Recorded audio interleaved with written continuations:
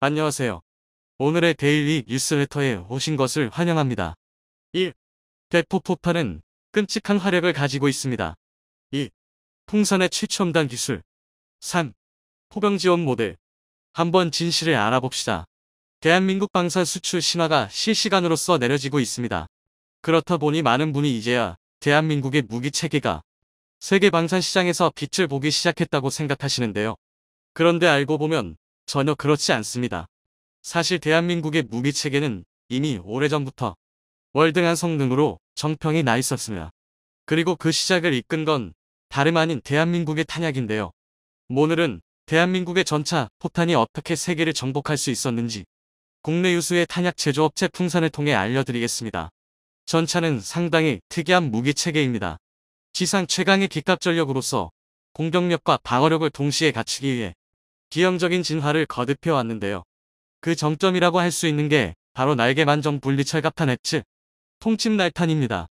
마치 화살이나 송곳 등을 연상시키는 모습만 봐도 있듯이 날탄은 점점 두꺼워지는 전차 장갑을 꿰뚫는 것을 제일 목표로 삼아 개발된 포탄인데요. 이런 날탄 개발에 있어서 대한민국의 기술력은 전 세계에서 독일과 쌍벽을 이루며 세계 최정상을 석권하고 있습니다. 게다가 일부 기술에서는 독일을 넘어 세계 최초이자 최고 수준의 기술력을 보유하고 있는데요. 바로 텅스텐 중압금 관통자 기술입니다. 관통자는 쉽게 말해 장갑을 뚫고 들어가는 포탄의 힘이라고 할 수 있는데요. 날탄의 관통력을 책임지는 부분이기 때문에 미국을 포함한 대다수의 나라는 날탄의 관통자로 야라우라늄을 사용하고 있습니다. 야라우라늄은 일반적으로 텅스텐보다 열전도도가 낮아 전차 장갑과 충돌하며 발생하는 단열 압축 현상에서도 자기첨 예화를 통해 뾰족한 탄두를 유지할 수 있습니다. 자기첨 예화란 연필과 같이 끝이 뭉툭해지더라도 한꺼풀 벗겨내면 다시금 뾰족한 형태를 유지하는 성질을 말하는데요. 이로 인해 야라우라늄 관통자는 통상적으로 텅스텐 관통자에 비해 무려 10% 이상 높은 관통력을 보입니다. 그래서 대다수의 나라에서 만들기도 쉽고 위력도 강력한 야라우라늄탄을 사용하는 건데요. 그러나 야라우라늄탄은 치명적인 문제가 있습니다. 야라우라늄으로 만든 관통자가 장갑을 뚫을 때 0.3%의 우라늄 235가 산화하며 미세한 방사능 먼지가 대기 중으로 날린다는 건데요. 이 정도면 화학탄이나 다름없습니다. 실제로 코소보 전쟁과 유럽 발칸 반도에서 전쟁을 치른 미군이 야라우라늄탄을 사용하자 세계 각 언론사는 걸프전 증후군의 원인이 미군이라며 거세게 비난했습니다. 방사능 무기를 사용해놓고 자신들은 책임 없다며 발뺌을 한다는 건데요. 그리고 이런 문제들로 인해 대한민국은 텅스텐을 날탄의 소재로 선택했습니다. 관통력은 낮아도 안전성이 더 높은 소재를 고른 건데요. 그런데 놀라운 일은 바로 여기서부터 발생했습니다. 대한민국의 풍산이 텅스텐으로도 야라우라늄에 버금가는 관통자를 만들 수 있는 텅스텐 중압금 소재 기술 세계 최초로 개발해낸 것입니다. 풍산은 열전도도가 174K인 텅스텐의 다단 열처리 기술과 미세조직 제어 기술 등을 이용해 열전도도가 28K인 야라우라늄처럼 자기첨 예화가 일어나게 했는데요. 이쯤이면 사실상 연금술이나 다름없는 신기술이었습니다. 그리고 이 모든 과정으로 풍산은 텅스텐 중압금을 만들 때 열처리를 반복하면 안 된다. 완전히 박살 내버렸는데요. 이건 모두 기술이 없기에 오히려 포기하지 않고 모든 실험을 감행했던 대한민국 풍산 개발진들의 집념과 노고가 있기에 가능한 일이었습니다. 이 정도면 세계 방산 시장에서 우스갯소리로 나오는 말처럼 대한민국이 인류가 아닌 분야는 아직 시도하지 않았기 때문이라는 말이 당면하게 느껴질 지경인데요. 그런데 실제로 풍산의 도전은 여기서 끝이 아니었습니다. 풍산은 방산 분야에서 은둔 기업이라는 별명이 붙어 있는데요. 새로운 무기체계나 탄약을 개발해도 홍보에 나서는 경우가 드물고 사업 확장에도 무덤덤했기 때문입니다. 그러나 풍산이 지금껏 잠잠하던 몸을 일으키며 새로운 도전에 나섰습니다. 그간 쌓아온 탄약 개발 기술을 드론이라는 새로운 분야에 접목하기 시작한 건데요. 그것이 바로 2022년 6월 아미타이거 전투 시범 야단 심연회에서 공개된 풍산의 개인 휴대용 공격 드론 PCD입니다. PCD는 풍산이 드론 분야에 내디딘 첫발이지만 그만큼 탈을 갈았다는 게 느껴지는데요. PCD는 크기가 작아 개인 한 명이 가방에 넣어 휴대할 수도 있고 별도의 조종기 없이 스마트폰으로도 조작이 가능합니다. 또한 탄두 투하형 소형 드론으로 포방하며 초소형 폭탄 3발을 탑재하고 있는데요. 자체 무게 4kg에 3kg의 공격 모드를 추가해서 원거리 자폭, 직접 충돌, 폭탄 투하 등의 다양한 공격을 수행할 수 있습니다. 특히 군집 비행이 가능하기 때문에 집단으로 움직이며 마치 폭격기처럼 지역 초토화 전술도 구현이 가능한데요. 현재 개발된 스펙만 해도 완전 무장 상태에서 5km까지 무려 30분 동안 비행이 가능하지만 이조차 추가 배터리를 장착해 비행 시간을 확장하는 방만이 검토 중입니다. 또한 국내 최초로 동축 로터를 사용해서 드론이 발생하는 소음을 극단적으로 줄였는데요. 이 덕에 PCD의 경우 고도 150m만 유지해도 6만으로 관측하는 게 거의 불가능합니다. 일반 드론이면 설령 보이지는 않더라도 소리로 발각될 수밖에 없는데요. 이러한 풍선의 PCD는 비슷한 계열의 무기체계와 비교했을 때 더욱 성능의 우위를 가능할 수 있습니다. 일례로 이스라엘의 파이어플라이는 고작 350g을 탑재하고 최대 비행 범위도 1km가 한계입니다. 풍선의 PCD와 비교하면 탑재량은 9배, 비행거리는 5배나 차이가 나는 것인데요. 오죽하면 파이어플라이 도입을 검토하던 미국이 진행 사망을 중지하고 PCD 개발 과정을 눈여겨 지켜보고 있습니다. 하지만 역시 PCD의 가장 큰 특징은 화력입니다. 이처럼 세계 인류라는 표현이 결코 부족하지 않은 풍선 및 PCD는 실전에 투입될 경우 전투의 판도 자체를 바꿔버릴 정도인데요. 단적인 예로 아미타이거에서 공개한 실제 성능 시험 평가 자료를 바탕으로 우리 군에 대입해 본다면 PCD를 무장한 보병 1개 소대가 전차 4대로 이루어진 북한군 전차 1개 소대를 우습게 격파할 수 있습니다. 이는 특히 PCD에 탑재되는 자유 낙하형 소형 폭탄이 큰 역할을 하는데요. 바로 탄약면과 풍선에서 만든 폭발 성형 관통자 이프입니다. 이프는 폭발의 에너지를 이용해서 앞부분에 달린 금속 라인을 23,500ms의 초고속으로 발사하는데요. 이 덕분에 일반 탄에 비해 무려 16배나 큰 운동 에너지를 낼 수 있습니다. 앞서 말씀드린 날탄처럼 막대한 양의 운동 에너지를 받은 이프의 금속 라이너가 관통자 역할을 수행하는 건데요. 이로 인해 일반 포탄이나 미사일보다 훨씬 작은 크기임에도 불구하고 측면과 정면에 비해 상대적으로 약한 전차 상부 장갑을 관통할 수 있습니다. 그런데 PCD는 드론으로서 사실상 전차 상부를 타격하는데 최적화된 구조입니다. 드론 일대로 주력 전차를 사냥할 가능성도 있는 건데요. 또한 PCD의 존재로 인해 과거 625 전쟁 당시 발생했던 고지전이나 적 기관 총 진지 탈환 등의 출혈 작전의 난이도가 상당히 낮아졌습니다. 그저 여러 대의 PCD를 띄어 해당 지역을 말 그대로 초토화하면 되는데요. 가벼운 무게와 압도적인 화력으로 보병 단계에서부터 운용할 수 있기 때문에 포병 화력 지원이나 공중 화력 지원보다 빠르고 즉발적인 화력 투사가 가능합니다. 이처럼 대한민국의 무기 체계가 발전한 역사는 과거부터 현재까지 민과 군 모두 불가능해서 가능을 만들어낸 기적의 면속이라 할 수 있는데요. 하지만 그 안에 녹아들어 있는 끝없는 노력과 기술 약소국의 서러움을 조금이라도 알고 있다면 오히려 기적이라는 말은 모욕이나 다름없습니다. 대한민국이 이만큼 발전할 수 있었던 것은 기적같이 속편한 말이 아니라 무수한 실패 위에 선 또 한 번의 도전이 있었기 때문인데요. 부디 미래 방산 시장에서도 대한민국의 끝없는 도전이 요새 북한에 돈이 많이 남아도는 것 같습니다. 지난 몇 주 동안 비싼 미사일을 무승폭죽 쏘듯 허공에 흩뿌리고 있는데요.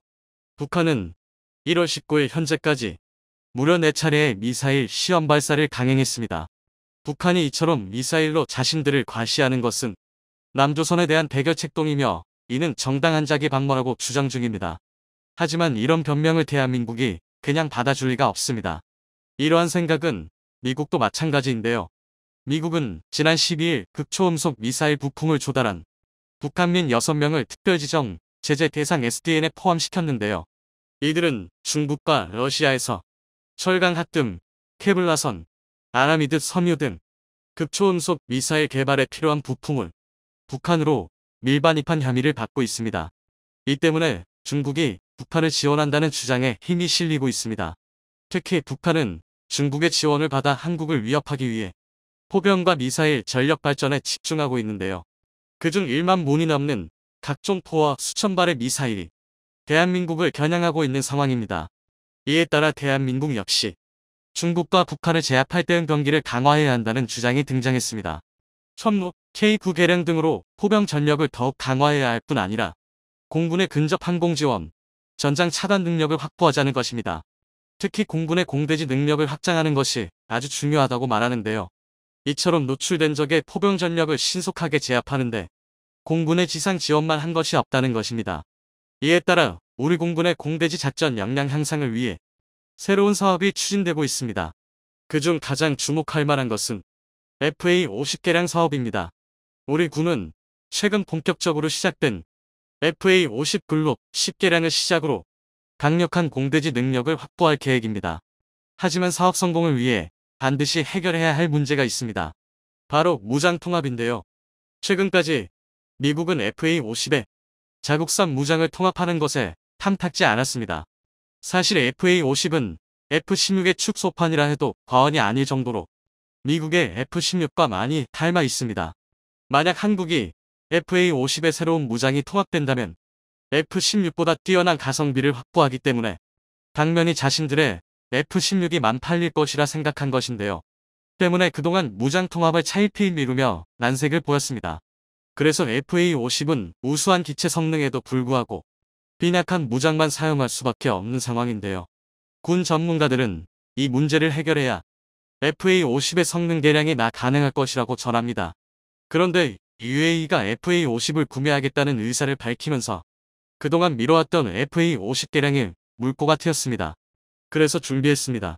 오늘은 FA-50의 성능을 획기적으로 개선할 수 있는 방법에 대해 알아보겠습니다. 지난 1월 19일 국내 언론 매체에 UAE가 T-50 고등훈련기를 60대 구매를 추진한다는 뉴스가 보도되었습니다. 이번 거래가 성사된다면 얼마 전 사상 최고의 방산 수출 기록이라고 떠들썩했던 천궁 11의 4조 원을 넘는 역대 최대급 방산 수출액을 기록하게 됩니다. 이에 대해 전문가들은 UAE가 T-50 고등훈련기 도입을 통해 우리나라와 군사적 동맹관계를 확고히 하려는 의도를 가지고 있다고 분석했습니다. 실제로 UAE는 우리나라와 군사적 교류가 많은 국가 중 하나인데요.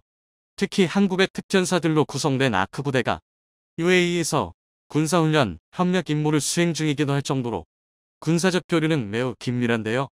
지난 2008년 UAE는 훈련기 도입 사업이 무산된 이후 자국의 노후화된 전투기가 운용 수명의 한계에 달해 T-50의 구매를 추진한 것입니다. 이에 따라 도입될 T-50의 사양 역시 매우 높을 것으로 보이는데요. 이 때문에 UAE가 구입하는 기체는 적어도 FA-50 수준의 T-50이 수출될 것인데요. 이런 사례는 이전에 수출된 이라크만 봐도 잘 알 수 있습니다. 이라크는 T-50IQ를 도입하면서 무장창까지 탑재한 이름만 T-50인 FA-50 24대를 도입했습니다. 최근에는 사후 지원을 위한 항공 기종합 계약을 카이와 체결하기도 했는데요. 또한 태국과 인도네시아도 이름만 T-50민 FA-50을 도입했습니다. 이 모든 나라들은 사실상 훈련기가 아니라 전술기를 도입해간 것이라 할 수 있는데요. 하지만 일각에서 이런 특수 케이스를 제외하면 FA-50이 더 이상 수출되지 않을 거라는 비관적인 전망을 내놨습니다. 바로 FA-50에 달린 공대공 무장이 구닥다리, 에임쿠 사이드와인더밖에 없기 때문인데요.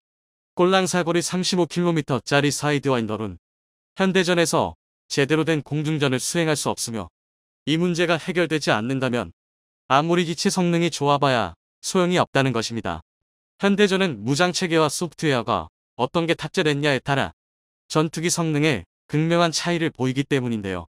그런데 이 이야기도 이제 옛말이 될 것 같습니다.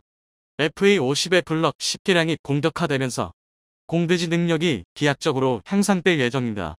무선 블럭 10개량에서 가장 눈에 띄는 점은 스나이퍼 타겟팅 포드를 탑재하는 것입니다. 타겟팅 포드는 지상 공격기가 표적을 식별하고 정밀 유도 무기를 유도하는 기능을 가진 장비인데요. 이 스나이퍼 타겟팅 포드 탑재를 통해 FA-50은 이전보다 훨씬 강한 전투력을 갖게 됐습니다. 특히 한국형 타우러스 미사일 탑재에 관심이 쏠리는데요. 이에 따라 FA-50 클록 10은 개전 초기 대화력전과 항공차 단작전 임무도 수행할 수 있게 됐습니다. 캡 350 타우러스 미사일은 독일 합작 기업 타우러스 시스템즈에서 만든 미사일로 500km의 사거리를 갖는 세계 최정상급 공대지 미사일입니다.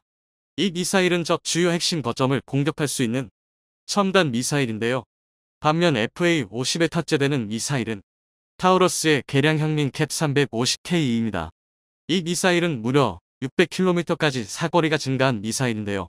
이로 인해 FA-50은 로우급 전투기임에도 미들급 전투기인 KF-21과 함께 공대지 임무를 수행할 수 있게 되었습니다. 그런데 여기서 놀라운 것은 FA-50이 앞으로도 더 놀라운 성능 개량이 남아있다는 것인데요. 바로 FA-50 블럭 20이 남아있기 때문입니다. FA-50 블럭 20에서는 공대공 무장의 강화가 예정되어 있는데요. 예상되는 장착 무장무로는 미국제 AIM 120 망랑, AIM 260, 국산 중거리 공대공 미사일까지 가능해집니다. 현대 전장 및 주력 공대공 미사일 탑재를 통해 가시거리 밖에서도 공대공 임무 수행이 가능해지는데요. 이렇게 되면 그동안 FA-50의 수출 발목을 잡았던 가장 큰 문제가 해소되면서 한국의 FA-50은 더 높은 판매고를 부과할 수 있습니다. 뿐만 아니라 그동안 꾸준히 지적되었던 대화력전을 지원하는 것도 가능하게 되는데요. 한국은 중국과 북한의 미사일 도발에 대응하기 위해 신속히 전개하고 타격할 수 있는 대화력전 전력이 항상 부족했습니다. 그런데 블럭 20으로 개량된 FA-50이 이 부족한 부분을 메꿔줄 수 있습니다. 특히 북한이 개발 중인 극초음속 미사일의 위협을 보다 적극적으로 대응이 가능해졌습니다. 극초음속 미사일은 마하 5 이상의 매우 빠른 속도로 날아가고 회피 기본하기 때문에 현존하는 미사일 방어 체계로는 막을 수 없습니다. 그래서 극초음속 미사일을 방어할 수 있는 유일한 방법은 극초음속 미사일에 발사 징후를 포착하자마자 전투기를 활용해서 발사대를 파괴하는 것이 최선의 방법인데요. 하지만 현재 대한민국이 보유한 모든 전투기를 동원해도 중국과 북한의 코병과 미사일을 상대하기는 어렵습니다. 냉전 시기부터 공산권 국가들은 전통적으로 포병을 매우 중요시했습니다. 과거 공산권 국가를 이끌던 소련의 명향으로 이를 추종해서 다양한 국영의 대포를 운영했는데 특히 중국과 북한도 포병 전력을 대량 양산해 지금도 북한은 8,600문의 견인포와 자주포, 5,500문의 방사포를 보유하고 있습니다. 군 전문가들에 따르면 북한이나 중국이 사용하는 작전급 포병 전력이나 미사일을 격파하기 위해서는 원거리에서 신속하게 화력 지원을 할 수 있는 공격기가 제격이라는 분석입니다. 그리고 이에 딱 맞는 무기가 하늘에서 발사 가능한 발사 플랫폼인데요. 하지만 우리 대한민국은 노후화가 심각한 F4와 F5로 인해 대화력전 전력이 항상 부족했습니다. 하지만 FA-50이 이번 블럭 10과 블럭 20으로 개량 진행한다면 우리의 부족한 전력을 채울 수 있다는 것입니다. 그만큼 성능 개량된 FA-50이 어마어마해지기 때문인데요. 이번 업그레이드로 FA-50은 서울 상공에서 타우러스 미사일을 발사해 북한 전역과 산둥반도의 옌타이시까지 요격할 수 있는 능력을 갖게 됩니다. 당하기 전에 먼저 상대를 끝장낼 수 있는 억지 무기의 기본 요건을 달성한 것입니다. 하지만 문제점이 없는 것이 아닌데요. 대한민국이 전투기를 개발하는 궁극적인 목표는 자력으로 전투기의 무장과 생산, 개량을 전부 독자적으로 하기 위함입니다. 그 이유는 미국의 갑질이 심해도 너무 심하기 때문입니다. 미국은 무기를 판매하더라도 기술 이전에 관해서는 굉장히 인색한 모습을 보입니다. 특히 첨단 장비가 탑재된 전투기에선 더 엄격한 기술 제약을 걸고 있습니다. 장비를 함부로 개봉하지 못하도록 보망각서를 제출하고 아예 손을 대지 못하도록 일정 부분을 용접해서 막아놓는 등 자신들의 기술 유출에 굉장히 민감합니다. 2011년에는 F-15K 전투기에 탑재된 타이거 아이의 봉인을 뜯었다는 의혹으로 조사단을 파견하는 등 동맹국에 대해서도 기술 유출에 대해 엄격하게 반응하고 있는 상황인데요. 이외에도 우리가 생각도 못하는 전투기 무장 분야에서는 더욱 심합니다. 모든 전투기에는 무장을 장착하기 위해서 무장 정보가 들어간 소스코드가 필요합니다. 그런데 미국은 이 소스코드를 공개하지 않습니다. 반대로 외산 전투기에 우리나라가 개발한 무장을 탑재하기 위해서는 미국의 한국산 무기의 소스코드를 제공해야 합니다. 만약 F-35의 한국산 천룡 미사일을 탑재할 때에는 미국의 천룡의 소스코드를 제출해야 탑재가 가능하다는 것인데요. 즉 이 말은 우리가 개발한 무기들의 모든 상세 재원을 미국이 속속들이 보게 된다는 뜻이기도 합니다. 이런 부당한 일은 이뿐만이 아닙니다.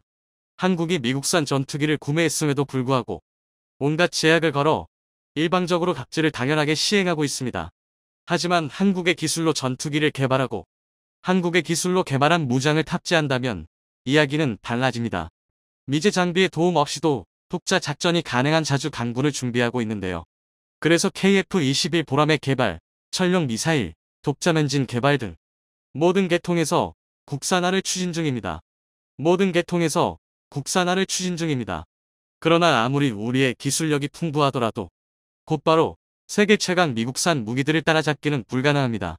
하지만 여기서 중요한 것은 절대 포기하지 않고 꾸준히 개발에 매진하다면 미국산 무기와의 격차는 분명 줄어들 것입니다.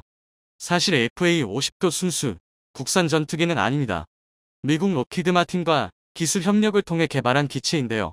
그러나 앞에 언급한 각지를 당하지 않을 만큼 대한민국의 의지로 개량할 수 있는 기체임은 분명합니다. 또한 그동안 말만 무성했던 러시아와 중국산 무기들의 펌스펙이 얼마나 참혹한지를 깨닫는 계기가 되기도 했는데요. 바로 한국의 명품 훈련기 FA-500I 역대급 수출 대박을 눈앞에 두고 있기 때문인데요. 지난 4월 26일 콜롬비아 언론 인포디펜사는 콜롬비아 정부가 FA-50을 수입하겠다는 내용의 보도를 발표했습니다. 콜롬비아는 세계 유수의 많은 전투기를 두고도 한국의 FA-50을 꼭 짚어서 보도했는데요. 그 이유는 노후화된 항공 전력을 최신 서방제로 바꾸기 위한 항공 패키지 도입이 목적일 것으로 분석됩니다. 그 근거로 최근 콜롬비아가 새롭게 도입한 항공기를 예시로 들 수 있는데요. 콜롬비아는 FA-50와 함께 TF-16을 24기 도입했습니다. 이에 대해 전문가들은 콜롬비아가 항공전력의 대개편을 준비 중이라고 말합니다. 프로 훈련기인 텍산과 고등훈련기 겸 경공격기인 FA-50 그리고 로우급으로 설계됐으나 미들급 전투기로 활약할 수 있는 F-16으로 단계적인 항공전력 육성을 꾀하고 있다는 게 이들의 주장입니다. 실제로 텍산 II 프로 훈련기를 통해 기초를 다지고 FA-50으로 초음속 훈련을 거치면 F-16으로 순조로운 전환이 가능합니다. 이 방법이야말로 서방권 전투기 도입을 위한 최고의 방식을 선택한 것인데요. 그런데 FA-50의 수출 대박 행보 여기서 끝이 아닙니다. 유럽, 아시아, 아프리카, 심지어 호주까지 FA-50을 도입을 추진 중인데요. 현재까지는 도입 협상 단계여서 구체적인 구입이 결정된 것은 아니지만 지금과 같은 행보가 이어진다면 올해 방산 수출 목표액인 150억 달러를 달성하는 것은 충분히 가능할 것으로 전망됩니다. 하지만 일각에서 FA-50의 수출에 의문을 표하는 사람들이 있습니다. 그들에 따르면 FA-50 수출이 성사될 가능성이 굉장히 낮다고 하는데요. 그 이유로 꼽히는 게 FA-50은 공격기로 사용하기엔 폭장량이 많지 않고 대공 능력도 만 좋은데 거기다 훈련기로 사용하기엔 굉장히 비싸다는 것입니다. 분명 이 주장이 전혀 틀린 말은 아닙니다. 하지만 사실도 아닌데요. FA-50은 오히려 훈련기 겸 공격기까지 겸할 수 있기 때문에 틈새 시장을 공략할 수 있는 기체로 알려져 있습니다. 실제로 이를 증명하듯 FA-50의 도입을 희망하는 국가는 점점 늘고 있는 상황입니다. 그래서 준비했습니다. 오늘은 우리가 생각한 것보다 더 뛰어난 전투기로 평가받고 있는 FA-50의 세계 수출 내용에 대해 알아보겠습니다. 훈련기의 명품 스포츠카는 필요 없다던 폴란드가 갑자기 자세를 바꿨습니다. 다시 FA-50의 도입을 추진하기로 결정한 것인데요. 한 외신 보도에 따르면 폴란드는 미그 29 전투기를 대체할 새로운 전투기를 찾고 있다고 전했습니다. 그 이유는 이번 우크라이나 전쟁 때문인데요. 폴란드는 우크라이나의 무기 지원을 위해 자신들의 미그 29 전투기를 공여하기로 결정했습니다. 대신 미국으로부터 같은 수량의 F-16 전투기를 받기로 약속했는데요. 그런데 갑자기 모종의 사정으로 인해 미국이 F-16 전투기 공여를 거절하면서 폴란드는 굉장히 애매한 상황에 놓이게 되었습니다. 그래서 도입 가능한 다른 전투기를 물색하고 있는 중인데요. 그 도입 조건이 FA-50에 굉장히 유리합니다. 현재 폴란드는 서방권 전투기 중 훈련 기능이 있는 전투기를 희망 중입니다. 이미 F-16을 운용 중이고 2026년에 미국으로부터 F-35를 받을 예정인 폴란드의 상황을 고려할 때 미제 전투기와 호환이 가능한 초음속 훈련기가 매우 절실한 상황입니다. 현재 이 요구 조건을 충족시킬 수 있는 훈련기는 그리 많지 않습니다. 가성비를 따지면 훈련기 시장의 영원한 라이벌인 FA-50과 M346 정도입니다. 세계적으로도 이 두 기체가 사실상 유리한 선택지인데요. 폴란드의 일부 전문가들이 제이스민 39 그리펜 여러 선택지를 제시했지만 그리펜은 가격이 비싸고 훈련기로 쓰기엔 애매해 선정되지 않았습니다. 현재 알려진 바로는 높은 확률로 FA-50이 선정될 가능성이 높습니다.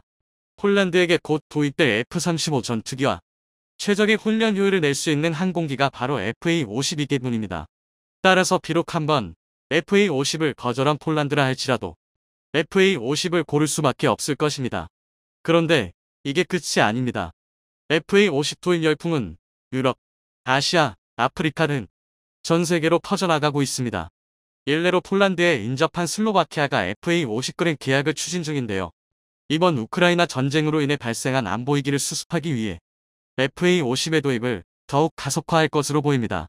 또 아시아에서는 말레이시아가 경전투기 겸 전술훈련기 사업을 추진 중입니다. 이에 전 세계의 네로라 하는 모든 회사들이 말레이시아의 자사의 전투기를 팔기 위해 홍보하고 있습니다. FA50, M346 외에도 테자스, L15 미그 35 등 말 그대로 전 세계에서 계약을 따내기 위해 지원했습니다.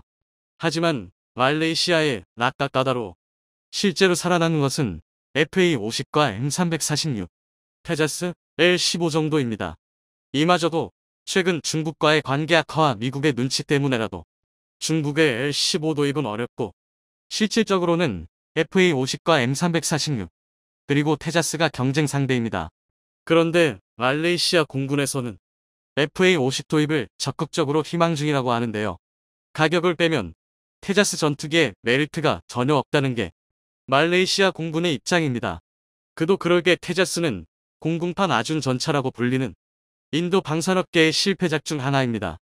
테자스는 북한도 구식으로 취급하는 구형 전투기 미그 21을 대체하기 위해 1986년부터 개발이 시작됐습니다.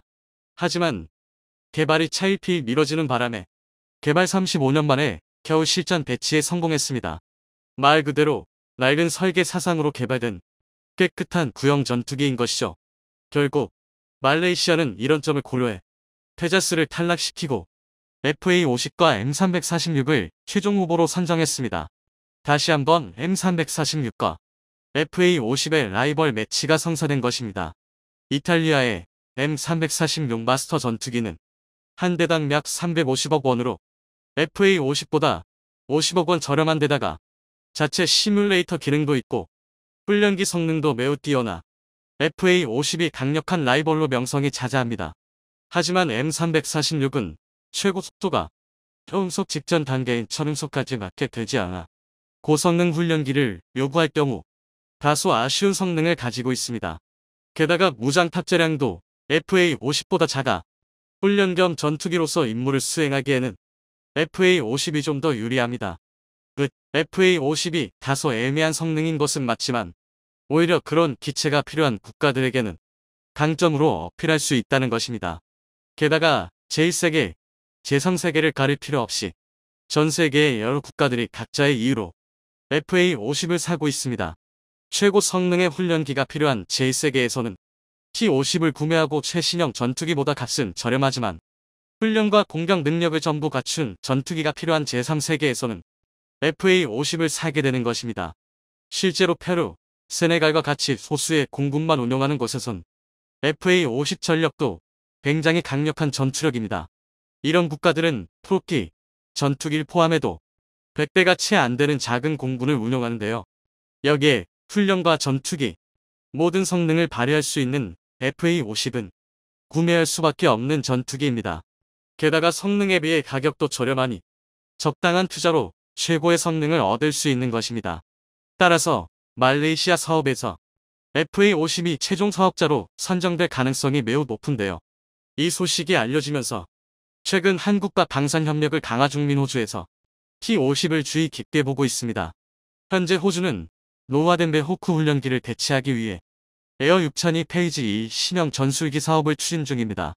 배 시스템즈는 퇴출을 방지하기 위해 노후 기체를 개수하자고 주장했지만 노후화가 심해 사실상 퇴출이 확정됐습니다.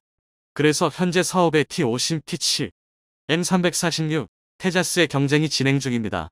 하지만 실질적으로 경쟁하고 있는 것은 T50과 T7인데요. 앞서 말씀드린 대로 테자스, M346의 경쟁력이 낮기 때문입니다. 먼저 T50의 경우 무수한 성능과 신뢰성이 강점입니다. T50은 현재까지 나온 훈련기 중 가장 최고 성능을 가진 데다 전술훈련, 가상접기 등 다양한 역할을 수행할 수 있습니다. 뿐만 아니라 훈련기 외에도 타50 같은 전술훈련기나 FA50 같은 경공격기로의 용도 전환이 가능합니다. 또한 실전 경험도 충분한데요. 최근 필리핀 공군이 FA50으로 반군을 압도하면서 매우 좋은 평판을 얻고 있습니다. 심지어 이제는 전투기로서의 성능마저 더 좋아질 예정입니다. 그동안 애매한 전투기 성능으로 비판받던 주원인인 공대공 능력 부족이 블록 20개량을 통해 해결할 수 있다는 평가를 받고 있습니다. 심지어 블록 20에서 맘남 미사일을 장착하게 되면 FA50도 BVR 능력이 추가되는데요. 그렇게 되면 경전투기인 FA52, 북한이 최신형이라고 자랑하는 미그 29와 같은 구형 주력 전투기를 압도할 수 있게 됩니다. 이와 더불어 호환성도 높습니다. T-50 설계를 F-35 개발사인 로키드 마틴이 맡은 덕에 연계성이 뛰어납니다. 좀 더 정확히 말씀드리자면 로키드 마틴이 T-50 사업에 참여한 목적 자체가 F-35용으로 쓸 훈련기였을 정도입니다. 이 때문에 호환성 면에서도 T-50이 T-7을 압도하는 것입니다. 하지만 그렇다고 T-7을 무시할 수는 없습니다.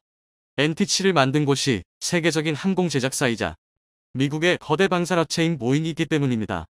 호주는 보잉을 굉장히 선호합니다. 무선 호주 공군이 운영하는 FA-18계열 항공기를 만든 회사가 보잉입니다. 또 호주가 최근 개발 중인 유캐브 사업에 보잉이 참여 중이기도 한데요.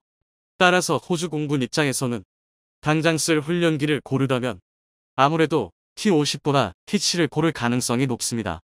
하지만 그렇다고 보잉과 T-7이 완전히 유리한 것도 아닙니다. T-7의 가장 큰 문제점은 아직 개발 중인 기체라는 것입니다. 현재 T-7은 개발 완료 기한을 달성하지 못했으며 이로 인해 개발비가 늘어나면서 T-50보다 저렴하게 제시한 양산 단가를 맞추지 못하고 있습니다. 그런 주제의 성능 개선에도 큰 진전이 없는 상황인데요. 고바등각에서 날개가 흔들리는 윙락 현상 등 여러 문제를 겪고 있습니다. 그리고 당면한 말이지만 운용 실적이 없습니다. 개발 중인 기체이다 보니 훈련기로 수십 년간 사용되었으며 실전 경험까지 갖춘 T-50에 비해 신뢰성이 크게 떨어집니다. 아무리 호주가 보잉을 좋아하더라도 무작정 T-7을 고를 수 없는 상황이란 것이죠. 따라서 만약 T-7의 개발이 계속해서 지연된다면 한국의 T-50이 호주 공군의 차기 훈련기가 될 수밖에 없는 상황입니다. 지금까지 FA-52 수출의 가능성이 높은 세계 각국의 상황에 대해 알아봤는데요. 훈련과 전투가 모두 가능한 최고의 가성비 전투기는 사실상 세계에서 FA-50이 유일합니다. 세계 최강 전투기 F-35A가 대한민국에 20대 더 투입됩니다. 지난 6월 방위사업추진위원회에서 하이급 전투기의 외산 도입이 사실상 확정됐습니다. 하이급 전력 120대를 맞추기 위해 20대의 F-35A를 더 도입하려는 것인데요. 이에 중국이 발작하고 일본이 긴장 중입니다. 전술기임에도 불구하고 전략 레벨까지 영향을 끼칠 수 있는 전투기가 바로 F-35이기 때문인데요. 하지만 이렇게 대단한 F-35라 할지라도 만능은 아닙니다. 전문가들은 F-35만으로 중 이를 확실히 견제할 수 없다고 말합니다. F-35, 60대로는 양측에게 위협만 될 뿐이며 대한민국이 단독으로 전쟁을 입지할 정도의 능력이 되지 않는다는 것인데요. 그렇다면 대한민국이 어떻게 해야 틈만 나면 한국을 무시하는 두 국가의 콧대를 확실하게 누를 수 있는 것일까요? 이에 대해 전문가들은 KF-21이 계획대로 양산되고 양산과 동시에 블록 3 사업이 진행된다면 동북아시아의 판을 뒤집을 수 있다고 말합니다. KF-21 보람의 초도 양산분 120대와 함께 KF-21 블록 3에 준 하이급 국산 전투기 120대가 더해지면 중국 공군의 움직임을 막고 일본 공군을 압도할 수 있게 된다는 것인데요. 그런데 일각에서는 이런 숫자 노래를 할 시간에 한시라도 빨리 노후국 전력을 손봐야 한다고 주장 중입니다. 바로 F-5 문제를 이야기하는 것입니다. 이는 정말 시급한 문제입니다. 우리가 KF-21의 개발과 F-35A를 도입하는 것에만 시선이 쓸려서 그렇지 지금 대한민국의 로우급 전투기의 전력이 굉장히 위태롭습니다. 지난 1월 11일 F-5 전투기가 추락한 이후로 많은 이들이 고물 전투기 F-5를 서둘러 퇴역시켜야 한다고 주장하는데요. 이 때문에 2030년 퇴역 예정이던 F-5의 조기 퇴역이 결정됐습니다. 그런데 문제가 있습니다. 이제야 사업이 시작된 F-35A 20대로는 줄어드는 우리의 공군 전력을 메울 수 없기 때문입니다. 그래서 FA-50 20대 추가 도입에 대한 논의가 나오고 있는 것인데요.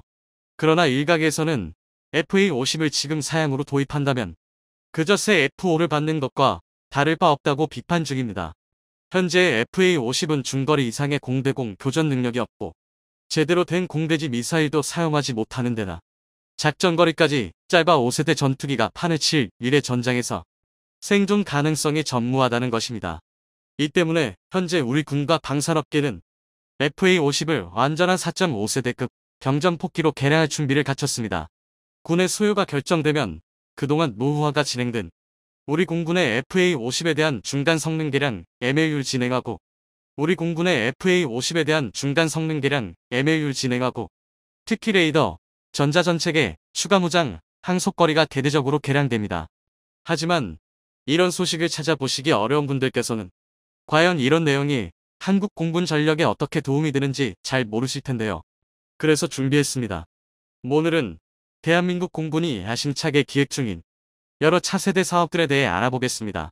서울이 워싱턴에 집중하면서 한국과 중국의 갭이 커지고 있다. 지난 7월 5일 사우스차이나 모닝포스트는 한국의 친미 정책으로 중국이 불안해하고 있다는 보도를 내놨습니다. 안 그래도 미국 때문에 불안해 죽겠는데 비교적 중립적이던 한국까지 미국에 기우는 듯하니 이런 상황이 아주 끔찍하다는 것인데요. 그런데 이상합니다. 익히 알려졌다시피 중국은 최근 수년간 미국은 물론 우리 대한민국에게 연일 막말을 일삼았습니다. 이에 대해 많은 이들이 미국을 제칠 수 있다는 자신감을 가진 중국이 본격적으로 이빨을 드러냈다고 할 정도였는데요. 그런데 한국이 미국에 붙을까 불안하다는 게 대체 무슨 말일까요? 이를 이해하기 위해서는 2020년에 일어날 뻔했던 미중 전쟁에 대해 알아봐야 합니다. 미국이 중국을 공격하기 전에 선제 기습을 개시해야 한다. 지난 2020년 10월 중국의 제-20 스텔스 전투기와 미국의 F-35 전투기가 동중국해에서 맞붙었습니다. 상호 간의 충돌은 없었으나 여러 차례 위협 비행이 이뤄졌는데요. 그로부터 얼마 지나지 않아 중국 공군이 대대적인 대만 침공을 준비했습니다. 조기 영보기와 전폭기로 이뤄진 대편대가 연일 대만의 방공 식별구역을 침투했고 미 태평양 함대와 중국의 함대가 힘겨루기에 나섰습니다. 이 때문에 코로나로 위기에 빠진 중국이 내부의 난국을 해결하기 위해 외부로 터뜨리려고 전쟁을 선택했다는 대만 침공설이 퍼졌습니다. 그런데 놀랍게도 사망은 정반대였습니다. 당시 중국은 미국의 침략을 겁내고 있었습니다. 임기 말에 다다른 트럼프 대통령이 미군 지휘부에 중국 공격을 명령했다는 정보를 여러 첩보망을 통해 듣고 겁에 질린 채 어차피 미국과 싸워야 한다면 오키나와와 대만은 먹고 시작해야 그나마 승기가 있다고 생각해 대규모 군사행동을 개시했다는 것입니다. 다행히 미국의 합참의장 마크 밀리가 2020년 10월과 2021년 1월 두 차례에 걸쳐 중국의 고위 장성과 연락을 주고받으며 대대적인 중국 침략은 없을 것이라고 한 뒤에야 사태가 진정됐는데요. 이처럼 중국은 미국을 아주 무서워합니다. 미국의 우밤인 우리에게 중립을 요구하며 큰 목소리를 내는 중국의 이런 행동은 겁에 질린 똥개가 무서워지는 행동이라고 할 수 있는데요. 그 중에서도 중국이 가장 무서워하는 것이 바로 미국의 F-35 전투기입니다. F-35는 2022년 현재를 기준으로 항모전단에서 운명할 수 있는 사실상 가장 강력한 전투기입니다. 고비용으로 인해 수량이 적은 F-22 랩터와 달리 압도적인 양산 대수로 세계 각지에서 미국의 창리자 방패로 활약 중인데요. 미국을 상대로 대만과 오키나와를 차지할 생각을 하고 있는 중국의 입장에서 F-35는 반드시 극복해야 하는 최대의 난관입니다. 그래서 동북아의 F-35가 늘어나는 것에 굉장히 예민합니다. 그런데 이렇게 속이 바싹 타들어가던 중국에 대한민국이 기름을 부었습니다. 지난 3월 우리 군이 계속되는 북한의 도발에 경고를 보낸다며 보유 중인 F-35A를 총동원한 엘리펀트 워크 훈련을 공개한 것입니다. 이 소식에 중국 정부는 뒤집혔습니다. 안 그래도 일본이 F-35의 도입 수량이 150대에 가까워 심기가 불편하던 차에 한국이 F-35A로 무력 시위까지 하니 독장이 터지는 것입니다. 그런데 이게 끝이 아니었습니다. 불과 3개월 만인 6월 한국은 KF-21의 지상주행과 함께 F-35A 20대 추가 도입을 발표했습니다. 이렇게 한국의 군사력이 강해지면 고작 태평양 주둔 미군을 상대하는 것조차 버거워하는 중국으로서는 한국을 무시할래야 무시할 수 없게 됐는데요. 이 때문에 최근 중국 정부가 한국에 너무 미국과 붙지 말고 우리와 친하게 지내달라는 볼멘 소리를 하는 것입니다. 이제는 무력으로 한국을 짓밟을 수 없으니 어르고 달래며 설득하려고 하는 것인데요. 그런데 급속히 팽창하는 한국의 공군력에 신경 쓰고 있는 나라는 중국만이 아닙니다. 일본도 마찬가지입니다. 현재 일본은 F-35 도입에 막대한 예산을 사용했습니다. 큰 개량 없이 사용 중이던 F-15J를 전량 퇴역시키고 그 자리를 매울 F-35A 105대와 이즘 5급 경항모에 탑재할 F-35B 42대를 포함해 무려 147대를 도입할 예정인데요. 이는 미국 다음에 해당하는 어마어마한 규모입니다. 수백 대의 J-20과 FC-31을 생산해 오키나와를 점령할 생각을 하는 중국을 힘으로 찍어누르기 위해 이렇게 큰 투자를 한 것인데요. 이 때문에 일본의 여러 군사 전문가들은 일본 공군이 40대의 F-35A를 가진 한국 공군을 상대로 계속 우위를 점할 것이라 확신했습니다. 그런데 변수가 생겼습니다. 바로 한국의 F-35 추가 도입과 KF-21의 순조로운 진행 때문입니다. 현재 대한민국은 F-35A 20대 추가 도입에 더해 항모용으로 쓸 F-35B 20대 도입을 검토 중입니다. 다 합치면 한국의 F-35 보유량은 총 80대에 달하는데요.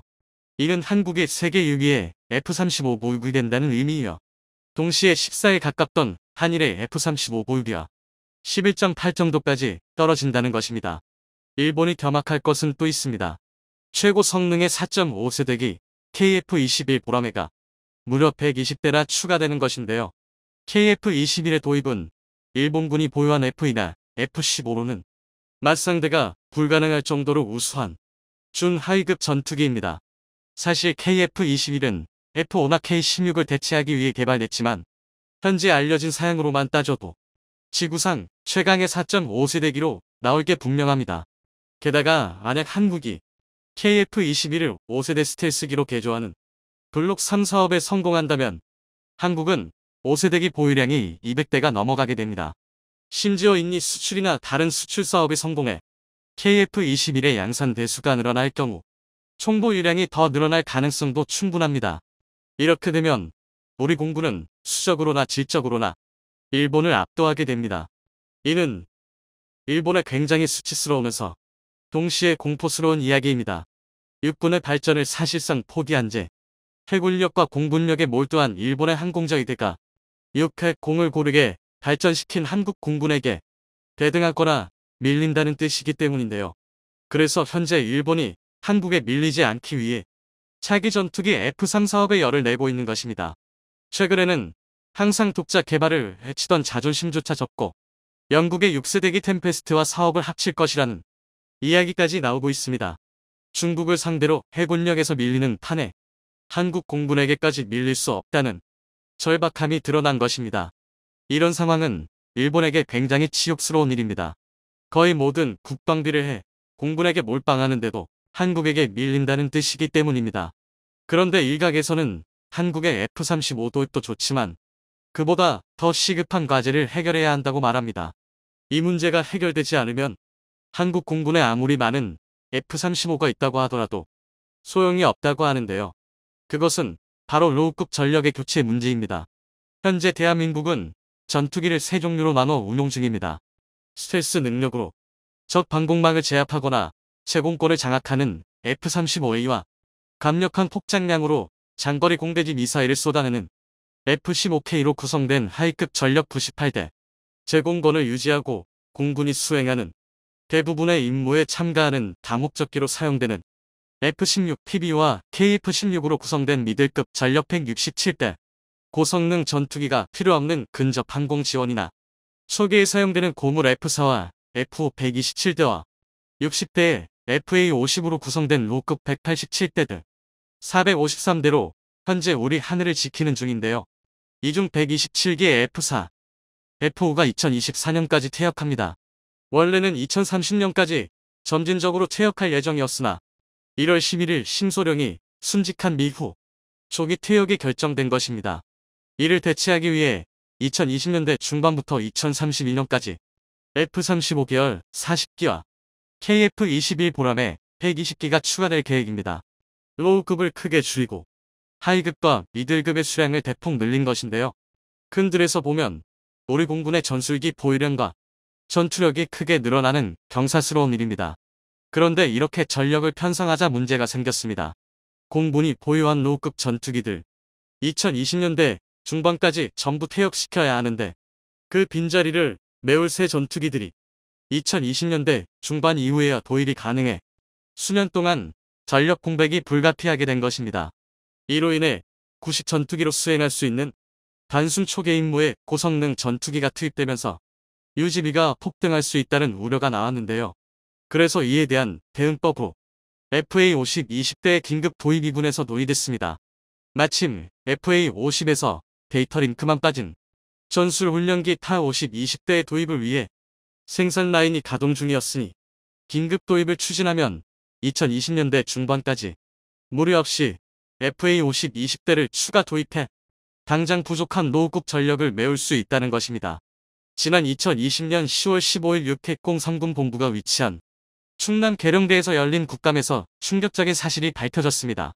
최근 5년간 우리 공군의 주력인 4.5세대 전투기 F-15K와 KF-16이 심각한 부품 부족으로 작전을 할 수 없었다는 것이 공개된 것인데요. 당시 공개된 자료에 따르면 2016년부터 2020년 10월까지 수리 부속 부족으로 인해 비행 불가 진호수와 특정 임무 불가 건수는 F-15K가 614건, F-16이 무려 1750건에 달했습니다. 그러니까 부속 부품 부족으로 우리 군의 전투기가 비행하지 못하거나 특정 임무를 할 수 없는 반쪽 상태로 비행을 한 사례가 5년간 무려 2364건에 달한다는 이야기입니다. 이뿐만 아니라 더 충격적인 사실도 밝혀졌는데요. 바로 이 끔찍한 수치조차 이전에 비해 개선된 수치라는 것입니다. 사실 이 문제는 2017년 10월에 있었던 국감에서 지적되며 난리가 났던 문제입니다. 그도 그럴 게 2017년 한 해 동안 F-16 전투기에서 특정 임무를 수행할 수 없는 F-노즈가 무려 385건이나 발생했습니다. 하지만 2018년에는 267건, 2019년에는 127건으로 발생 횟수가 격감했는데요. 국감에서 논란이 된 다음 해인 2018년부터 공군의 부속 공급을 위한 예산이 충분히 배정된 덕에 비행불가 사례가 급감한 것입니다. 이는 국회가 제 역할을 한 좋은 사례라 할 수 있습니다. 심지어 2017년에는 보수 정당의 의원이 문제를 제기했고 2020년에는 진보 의원이 문제를 제기하면서 진정한 여야의 어떤 것인지 보여주는 좋은 사례라 할 수 있는데요. 하지만 전문가들은 이런 문제도 임기응변에 불과하다고 말합니다. 그 이유는 어찌 보면 당연합니다. 바로 전투기 구식화에 따른 부속 부족은 아무리 노력해도 해결할 수 없는 문제라는 것이죠. 전투기가 운용되는 수십 년 동안 전투기에 탑재된 수만 가지의 부품을 생산하는 기업들이 폐업하거나 혹은 기존에 생산하는 부품을 단종시키는 일이 비일비재하기 때문에 아무리 노력한들 우리가 외산 무기를 사용하는 이상 전투기뿐만 아니라 모든 외산 무기의 가동률이 떨어지는 것을 피할 방법이 없다는 것입니다. 이 때문에 국내 방산업체들을 중심으로 해법이 등장했는데요. 주요 항전 장비를 자국산으로 교체한 이스라엘처럼 우리 역시 자체 개발한 장비들로 F-15K와 KF-16을 개조하면 가동률을 크게 끌어올릴 수 있다는 것입니다. 그런데 전제 조건이 있습니다. 이렇게 대대적인 사업을 하기 위해서는 적절한 기반 기술이 있어야 함은 물론 양산 단가를 낮출 수 있도록 최대한 많은 항공기를 동시에 개량해야 한다는 것입니다. 사실 이런 기술과 방법은 이전부터 한국 기업을 충분히 활용할 수 있는 방법이었습니다. 그런데 우리가 보유한 하이 미들급 전투기 200대로는 그 수량이 부족해 사용할 수 없었습니다. 즉 규모의 경제가 달성되지 않았기 때문입니다. 그런데 이런 판이 바뀌었습니다. 바로 한국이 생산할 수 있는 전투기 FA-50과 KF-21 보라매가 등장했기 때문입니다. 전문가들은 KF-21 보라매가 운용할 통합전자전 포드의 내장화 사업과 FA-50의 국산 전자전 장비 도입을 추진하면 동시에 여러 문제를 해결할 수 있다고 말합니다. 특히 FA-50의 경우 동시 추진 중인 여러 사업이 함께 탄력을 받아 수출 시장에서 크게 활약할 수도 있는데요. 그래서 준비했습니다.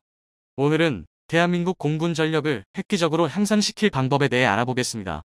현재 공군에서는 올해 1월 11일에 있었던 F-5 추락 사건으로 조기 퇴역이 결정된 F-4, F-5 전투기 공백을 메울 방법 때문에 고심 중입니다.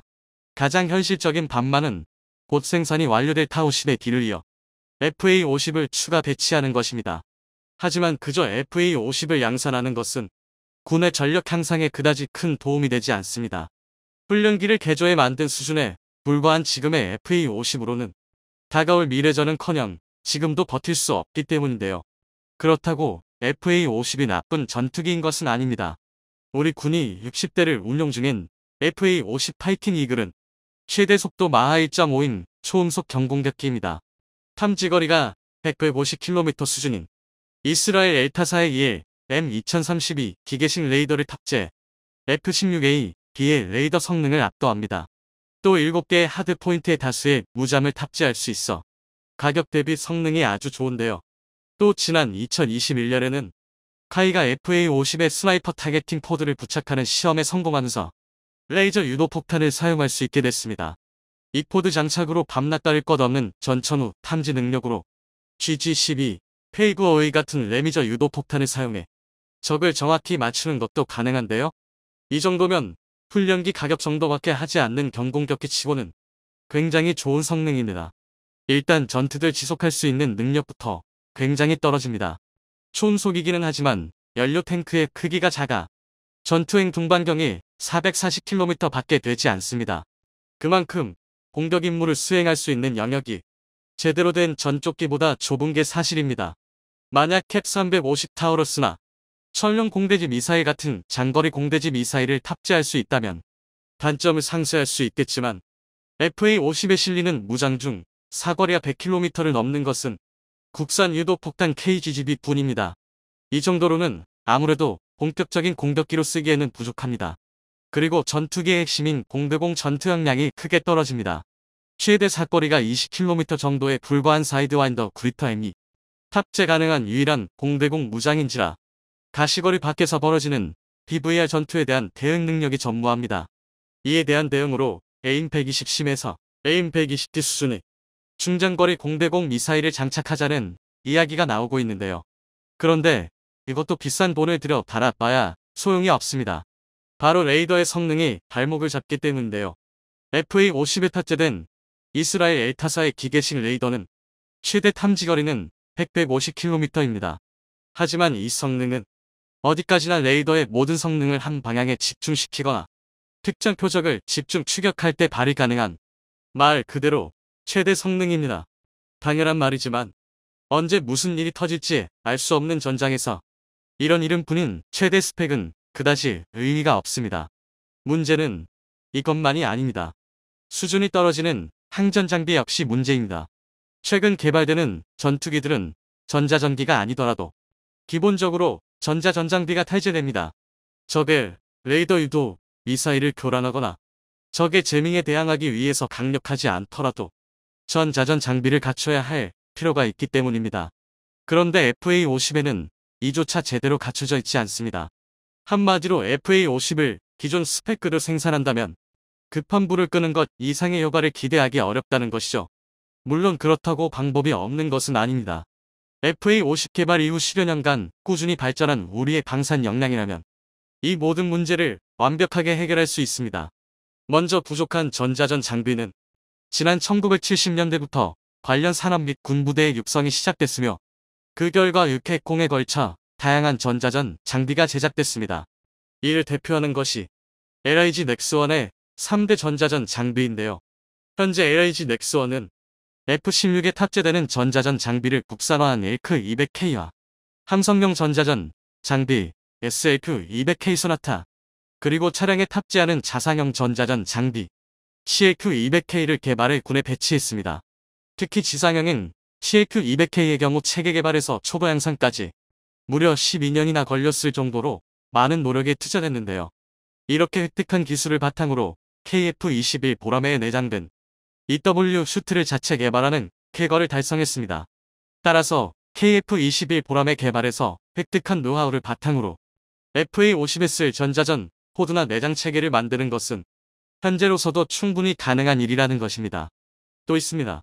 곧 양산될 KF-21과 FA50 개량 사업과 동시에 외산 전투기, 항전 장비의 국산화를 추진한다면 그동안 우리가 하지 못했던 규모의 경제를 통해 저렴한 예산으로 전투기를 개량하면서 우리 공군 전투기의 가동률을 끌어올릴 수 있습니다.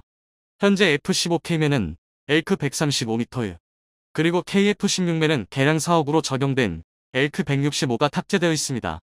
미군이 철저하게 기밀을 유지하는 전자전 관련 부품이다 보니 수급이 굉장히 어려운 상황입니다. 그래서 문제가 많았던 게 사실입니다.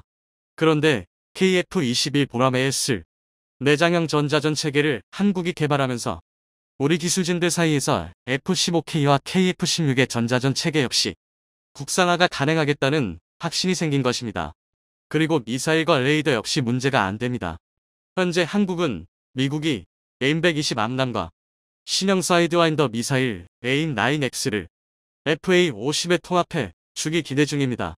이렇게 되면 그동안 문제가 됐던 공대공 능력이 비약적인 향상이 가능하기 때문인데요.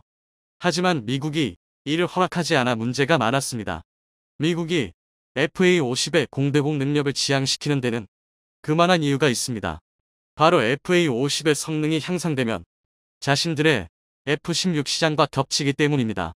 이 때문에 우리는 그동안 FA-50의 문제를 해결하려고 해도 미국의 벽 앞에서 좌절할 수밖에 없었습니다. 그런데 이제 이 문제도 해결될 예정입니다. 바로 한국형 중거리 공대공 미사일이 나올 예정이기 때문인데요.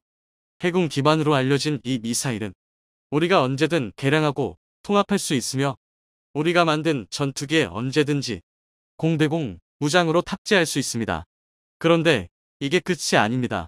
에드주도하의 차기 장거리 공대지 미사일 사업이 천룡 공대지 미사일로 사실상 확정되면서 천룡의 경량화 버전인 국산 중거리 공대지 미사일 사업에 대한 이야기가 다시 수면 위로 떠올랐습니다. 중거리 공대지 미사일을 개발해 FA-50의 전력을 강화함과 동시에 터키와 미국의 관계 악화로 F-35 계열기의 터키 제섬 미사일을 통합하는 것이 취소된 틈을 노려 F-35용으로도 판매하겠다는 것인데요. 지금까지 알려진 천룡의 개발도를 보면 수면 내가시적인 성과를 보일 수 있을 것입니다. 즐거운 소식은 또 있습니다. 가장 문제시됐던 레이더는 더 쉬워졌습니다. KF-21 개발진에 따르면 올해 초 남아공에서 실험을 마친 KF-21 이사 레이더의 성능은 기대 이상이었다고 밝혔습니다. 이를 FA-50용 신형 레이더로 변경하는 것은 그다지 어렵지 않다고 밝히기까지 했는데요. 그러니까 레이더의 성능이 부족해 미사일을 쏘지 못할 걱정을 할 일은 없다는 것입니다. 심지어 체프 플레어 발사 장치 CMDS의 수를 늘려 생존성을 높이는 방안도 연구 중인데요. 이 모든 계획이 완전히 성공한다면 FA-50은 미래전에서도 충분히 제 역할을 할 수 있는 4.5세대 극경전폭기가 되는 것입니다. 심지어 시장성도 좋습니다. 현재 군이 보유 중인 60대의 FA-50의 노후화를 개선하기 위한 중간 성능 개량 사업이 머지않았고 폴란드, 말레이시아, 인도, 필리핀 등 여러 수출 사업이 진행 중이므로 개발 성공 후 해당 시장에서 우리를 견제할 경전폭기가 사실상 전무합니다. 그런데 이렇게 다양한 개량을 하다 보면 필연적으로 중량이 늘어날 텐데요. 안 그래도 작전 반경이 짧은 FA-50의 활동 반경이 더 줄어들 수 있습니다. 이 때문에 현재 개발사 측에서는 복자형이던 기존 FA-50 후방석에 보조 연료 탱크를 달거나 꼬리 날개 앞에 위치한 봉체 후방에 추가적인 연료 탱크를 삽입하는 방법을 연구 중입니다. 또 공중급유가 가능하도록 별도의 급유 장치를 설치할 계획인데요. 이렇게 되면 그동안 FA-50의 단점으로 지적됐던 모든 것들이 해결되는 것이나 마찬가지입니다. 다행히 이 모든 개발이 순항 중입니다. 그러므로 KF-21 생산에 앞서 소수의 FA-50 기본형을 20대 정도 도입해 급한 불을 끈 뒤 KF-21의 생산과 함께 FA-50 개량과 외산 전투기의 항전 장비를 함께 국산화하면 2030년대까지 한국 공군의 모든 전력을 4.5세대 급으로 탈바꿈시킬 수 있습니다. 이 모든 사업이 완료되면 대한민국은 4.5세대 이상으로만 구성된 전술기 500대를 보유함과 동시에 중국과 일본을 압도하는 공군 전력을 확보하게 되는 것입니다.